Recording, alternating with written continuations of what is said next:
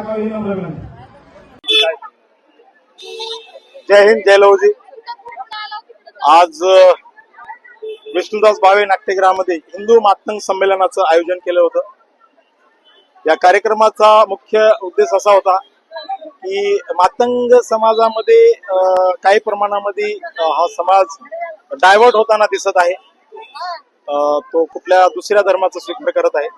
तर हे आम्हाला लक्षात आल्याच्या नंतर आम्हाला असं वाटलं की बाबा आपण आपला बांधव जर दुसऱ्या धर्माचा स्वीकार करत तर त्याचं आपण मार्गदर्शन केलं पाहिजे. आणि विशेष म्हणजे माझ्या बांधव जर दुसरीकडे गेला तर जर दुसरा धर्म जर स्वीकारला तर त्याचं अनुसूचित जातीचं जो प्रमाणपत्र आहे तो रद्द होतो.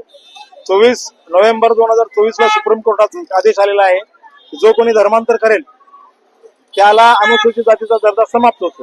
हा सर्टिफिकेट जर समाप्त झालं तर माझ्या भावाचं नुकसान होईल. म्हणून आम्ही या ठिकाणी या मेळाव्याचं आयोजन केलं होतं. त्या ठिकाणी मार्गदर्शन आम्ही केलेलं आहे. भविष्य काळामध्ये आम्ही याच्या मोठ्या प्रमाणामध्ये याचा प्रचार आणि प्रसार करतो. आणि आपल्या समाजासाठी काय पुढची वाटतं? काय म्हणता? आपल्या समाजासाठी पुढची वाटतं? निश्चितपणे आम्ही घरोघर जाऊन जागृती करू. आपला हिंदू धर्म हा श्रेष्ठ धर्म आहे. आमचे पूर्वज हिंदूच होते. लवजी साळवे यांचे वडील इंग्रजांना लढता लढता त्यांचं प्राण गेलेलं आहे. आमच्या समाजाचे एवढं मोठं बलिदान गेलेलं आहे आपल्या देशासाठी. तर निश्चितपणे त्यांचा धर्म हिंदू होता आणि आम्ही हिंदू म्हणूनच राहणार आहे. भविष्य काळामध्ये असे म्हणजे वेगवेगळे असे इव्हेंट करून आम्ही मार्गदर्शन करून परत घर वापसीचा आम्ही प्रयत्न करणार आहे.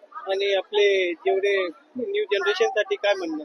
निश्चितपणे न्यू जनरेशनला माझा मेसेज आहे, आपण स्किल वर भर द्यावी. शिक्षण घेऊन स्किल खूप महत्वाचं आहे. कारण काय डिग्री आणि ज्ञान हे फार वेगळ्या गोष्टी आहेत.